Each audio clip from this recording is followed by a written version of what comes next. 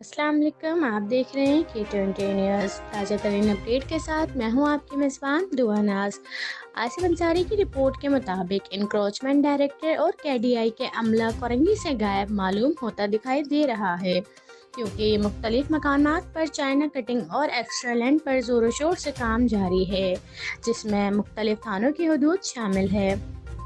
Encroachment director اور KDA کے عملہ کورنگی سے غائب معلوم ہوتا دکھائی دے رہی ہے، کیونکہ مختلف مقامات پر چائنا کٹنگ ایکسٹرا لینڈ پر زور شور سے کام جاری ہے، جس میں مختلف تھانوں کی حدود بھی شامل ہے۔ جبکہ چائنا کٹنگ کو توڑنے کے آرڈر ملے ہیں، لیکن انہیں کوئی فرق نہیں پڑتا، انہیں کسی کا خوف نہیں ہے۔ پتہ نہیں ہماری گورنمنٹ کہاں ہے، ہمارا قانون کہاں ہے، کوئی پوچھنے والا نہیں۔ قبضہ مافیا شمس العالم جو خود کو معذور بتاتے ہیں، کورنگی 3 داخانہ نالے پر ناجائز مکانات بنائے ہوئے ہیں۔ Chairman Landhi Korangi down so رہے ہیں اور یہ اپنا کام جاری رکھنے میں مصروف اور گورنمنٹ مال بنانے میں مصروف ہے۔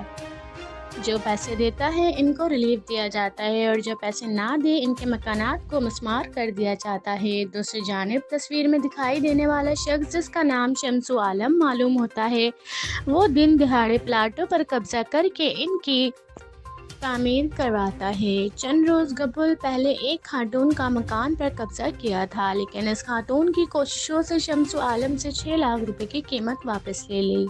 شمس عالم کا کام مکان یا پلاٹ پر قبضہ کر کے اور اپنی معذوری کا فائدہ اٹھا کر پلاٹ تعمیر کرتا ہے، اور انکروچمنٹ کا عملہ بھی ابھی تک خاموش ہے۔ اگر اسی طرح چلتا رہا تو کورنگی کا کیا ہوگا؟ انکروچمنٹ ڈائریکٹر KDI ڈائریکٹر سے گزارش کی جاتی ہے کہ ایسا قبضہ ایکسٹرا لینڈ گروپوں کے خلاف سخت ایکشن لیں۔ شکریہ، دیکھتے رہیے K20 نیوز۔ اللہ حافظ۔